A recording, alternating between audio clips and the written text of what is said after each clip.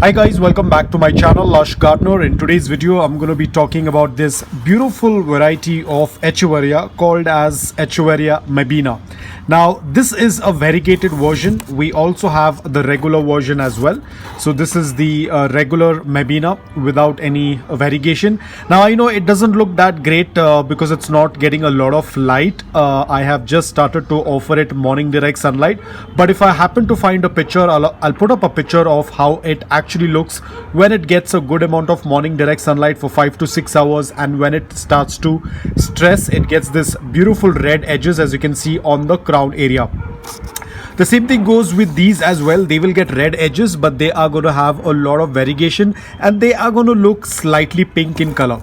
Now the only difference between both of the varieties is the variegated versus the non-variegated. Do not put your variegated succulents in full direct sunlight for 5 to 6 hours. They will get burnt. You can offer probably 1 to 2 hours of direct morning sunlight, probably before 9 a.m. or until 10 a.m. After that, offer a good amount of indirect bright light because a lot of times they are very delicate, they are very fragile, they can easily get burnt with direct sunlight. So you have to check and offer a good amount of light. Even that morning direct sunlight for around 2 to 3 hours, ensure that you're only giving it once the plant is completely acclimated. Whereas the non-variegated one, you can give them a good amount of morning direct sunlight for 5 to 6 hours after acclimating it and they will do quite well. So everything else remains the same. It's just the light that you have to be a little bit careful with your variegated ones. And the soil mix remains the same. It has to be loose, porous, well draining. Keep it less in organic matter, especially your variegated ones, because if you're going to have an organic mix, one, your succulent will get damaged. Secondly, the variegation will start to fade away if there is too much of organic matter. So ensure you're having a loose, porous, well draining soil mix which is lean in nutrients, at the same time tends to dry out faster. Talking about pot size, you can go with any pot size because these are ideally very small little succulents.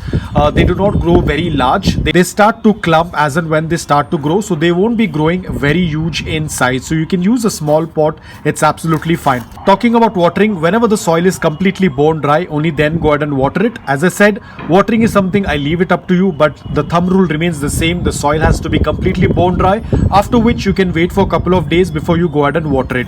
Now these are Echeverias. They will be getting into the dormant period during the winters, so ensure that you're not adding any fertilizers and keep a watch on your watering, because during the dormant period they don't require a lot of watering and they don't need any fertilizers. If you are a person who uses fertilizers, you can do it during the summers when it's their growing period. Now talking about pest issues, they do get affected with mealybugs, especially the variegated ones, so keep a close watch. Do a visual check once in 2 weeks, once in 3 weeks. As I said, what I tend to do is I tend to use cinnamon powder. A lot of people say that cinnamon powder does not work, but for me it has been working out really well. I think if you're going to do this on a regular basis, once in 2 weeks or once in 3 weeks, a pinch of dry cinnamon powder, it will work. It's not that you just do it once and you completely forget about it.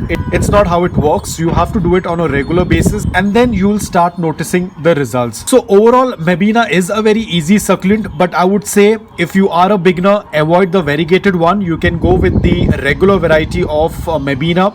It is much easier compared to the variegated one. If you are very well experienced with growing variegated plants, then of course you can add this in your collection. But if you're very new to succulents, then I would say go with a non-variegated one, get a good amount of experience, and then you can shift to the next level of variegated plants. So guys, that's all about it. It is pretty simple. All you have to do is just give the basic requirements. Give a very loose, porous, well-draining soil mix that tends to dry faster.